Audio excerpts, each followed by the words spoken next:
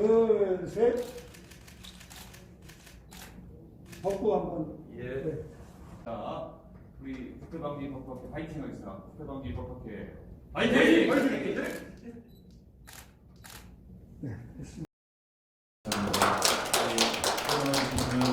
감사드리고요. 그 새 질문 다 만만치 않습니다. 역시 좀 더 준비할 시간 드리는 의미에서 홍석기 박사님 토론을 먼저 듣겠습니다. 아슬아슬하게 여기 부분 때문에 늦게 오신 분이 계십니다.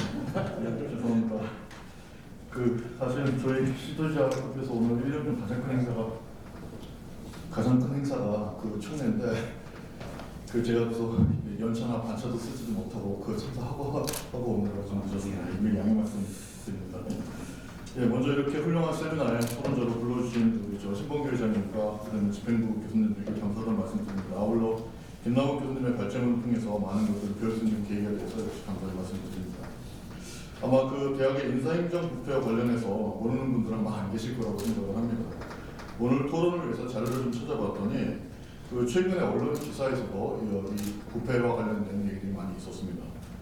2016년 1월에 창원대학교 음악과에서 지원 예정자 부모로부터 채용을 알선해준다는 그런 명목으로 지역 신문사 A씨하고 비전임 교수 B씨가 2억 원하고 1억 원을 각각 수수한 혐의로, 그 다음에 음대 교수님은 C씨는 자신이 이제 심사위원으로 임명될 걸 예상을 하고 예정자를 상대로 2억 원의 상당의 돈을 요구한 혐의로 지금 재판에 넘겨졌습니다. 2016년이고 지금도 소송이 진행되고 있답니다. 2017년 11월에는요 한국국제대학교 이사장이 채용 비리 사건으로 구속돼서 1심 재판에서 징역 5개월 형의 선고를 받고 2심에서는 집행유예로 석방되게 됐습니다. 근데 이분은 이미 2016년에 4천만 원을 받고 모 학과 조교수로 누구를 갖다가 채용할 것을 지시한 혐의로 이미 실형을 받았던 분입니다. 그다음에 최근 들어서 2020년도요 조선대학교 무용학과 현직 교수가 역시 교원 임용 과정에서 불공정 임용과 3억에서 5억 원 상당의 금품을 요구한 혐의로 입건인 것을 조사를 받고 있고요. 올해인가요? 작년 경북대에서 국악과 교수 3분이 통째로 다 지금 신규 채용 교수 과정에서 이제 자신의 제자를 심기 위해서 심사 기준을 변경하는 등의 혐의로 재판에 넘겨졌습니다. 그러니까 지금 이 일이 옛날 얘기가 아니라 지금 현재도 벌어지고 있다는 것을 이제 확인할 수가 있습니다. 그래서 저는 독일에서 공부를 했기 때문에 그분도 독일에서의 교수 임용 과정이 어떤가 궁금해서 이제 검색을 하다 보니까 되게 재밌는 기사를 하나 발견할 수 있었습니다. 2011년도 경북일보의 기사입니다. 주인공은 이정화 박사라는 분인데요. 이분이 계명대학교에서 산업공학과를 졸업을 하고 동대학원에서 석박사 과정을 마쳤습니다. 이분이 이제 4월달 제 11년이겠죠. 그러니까 베를린 보이트 기술대학교 기계공학과에서 강의를 시작을 했는데 이분이 박사 후 과정 겸해서 해외 경험자 6개월 체류 계획으로 독일에 왔는데 교수가 된 겁니다. 이게 어떻게 가능한가? 그러니까 이분이 무슨 일을 시작했고 폭스바겐 그다음에 생산 시스템 운영 및 개선이라는 프로젝트를 진행을 하면서 그냥 여기서 이제 열심히 일을 했다고 합니다.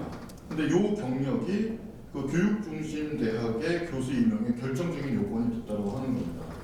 그래서 이분이 이 교수가 되는 과정을 보니까 학부, 그다음 대학원의 수학 기록과 연구 능력, 그다음에 실무 능력 등을 심사하는 서류 전형, 그다음에 실제 재학생들을 대상으로 강의를 한 이후에 강의 능력을 평가받는 테스트 강의, 그다음에 교수 임용위원회 면접 전형, 그다음에 전문가 추천서 제출 등의 단계별 심사를 통과한 이후에 여기는 특이하게 아카데미 세나타라고 해서 대학교 상원이 있습니다. 여기서 이제 의결을 갖다가 거치고 총장 승인을 마친 다음에 최종적으로 독일 베를린 주 정부의 승인 등을 갖다가 거쳐서 임용이 되는 그런 구조로 되어 있었습니다. 그래서 이분이 이제 인터뷰한 내용을 보니까 재학생 대상으로 테스트 강의하고 임용위원회 면접이 이제 기억에 남는다라고 하면서 개명돼서 이렇게 학사, 석사, 박사 다 하는 기관들, 그 다음에 이제 자동차 부에서 근무했던 기관들, 독일 기업에서 근무했던 기관들, 이런 것들이 전부 다 포괄적으로 해서 임용이 됐다라는 소감을 밝힌 적이 있었습니다.